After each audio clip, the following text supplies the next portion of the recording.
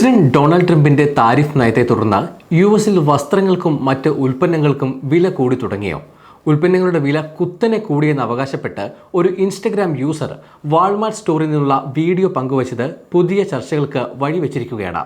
വസ്ത്രത്തിന്റെ പഴയ പ്രൈസ് ടാഗുകളുമായി പുതിയ വിലകൾ താരതമ്യം ചെയ്ത് വീഡിയോയിൽ കാണിക്കുന്നുണ്ട്. ഇൻസ്റ്റഗ്രാമിൽ വൈറലാകുന്ന വീഡിയോ ഇതിനകം 30 ലക്ഷത്തോളം പേര് കണ്ടു കഴിഞ്ഞു. മെഴ്സിഡസ് ചാൻഡലർ എന്നയാളാണ് വീഡിയോയിൽ വില വർധനവിനെക്കുറിച്ച് സംസാരിക്കുന്നത്. ട്രംപിന്റെ താരിഫ് നയങ്ങളാണ് വില വർധനവിന് കാരണമെന്ന് വീഡിയോയിൽ ആരോപിക്കുന്നു. ഡൊണാൾഡ് ട്രംപിന്റെ താരിഫുകൾ പൂർണ്ണ തോതിൽ പ്രാബല്യത്തിൽ വന്നു എന്ന അടിക്കുറിപ്പോടെയാണ് വീഡിയോ പങ്കുവച്ചിരിക്കുന്നത്. വസ്ത്രങ്ങൾക്കിടയിലൂടെ നടന്ന് പഴയ പ്രൈസ് ടാഗുകളും പുതിയ പ്രൈസ് ടാഗുകളും തമ്മിൽ താരതമ്യം ചെയ്യുന്നത് വീഡിയോയിൽ കാണാം. വസ്ത്രങ്ങളുടെ ചില ടാഗുകൾ നീക്കം ചെയ്ത നിലയിലോ മറച്ച നിലയിലോ ആണ് കാണുന്നത്. എല്ലാ ടാഗുകളുടെയും താഴത്തെ ഭാഗങ്ങൾ കീറിക്കളഞ്ഞിട്ടുണ്ടെന്ന് അവർ പറയുന്നു. എന്നാൽ കീറിക്കളയാത്ത ഒരെണ്ണത്തിൽ വില $10.98 നിന്ന് $11.98 ഉയർത്തിയത് കാണാം.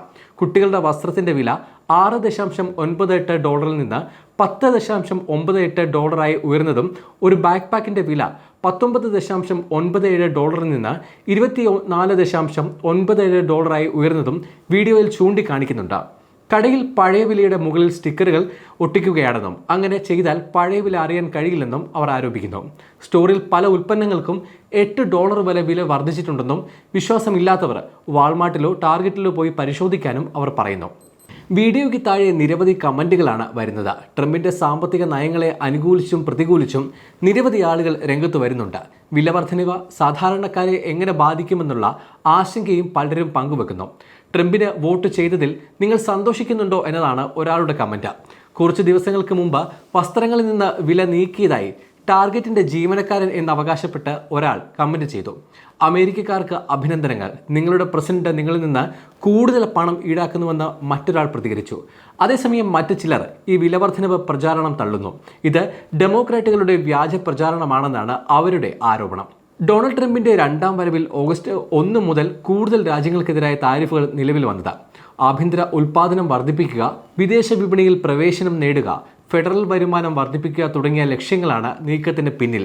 ഇന്ത്യക്കെതിരെ ആദ്യം 25% താരിഫും റഷ്യയിൽ നിന്ന് എണ്ണ വാങ്ങുന്നത് തുടരുന്നതിനാൽ പിഴയായി 25% താരിഫും ചുമത്തിയിരുന്നു.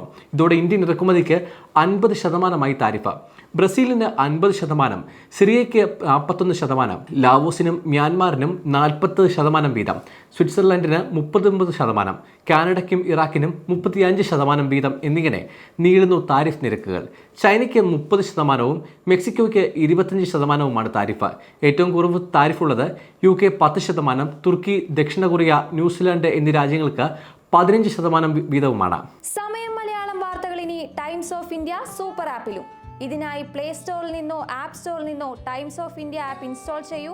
മലയാളം ഭാഷ തിരഞ്ഞെടുക്കൂ. വാർത്തകൾ ആസ്വദിക്കാം. എല്ലാം ഇനി സമയത്തിൽ.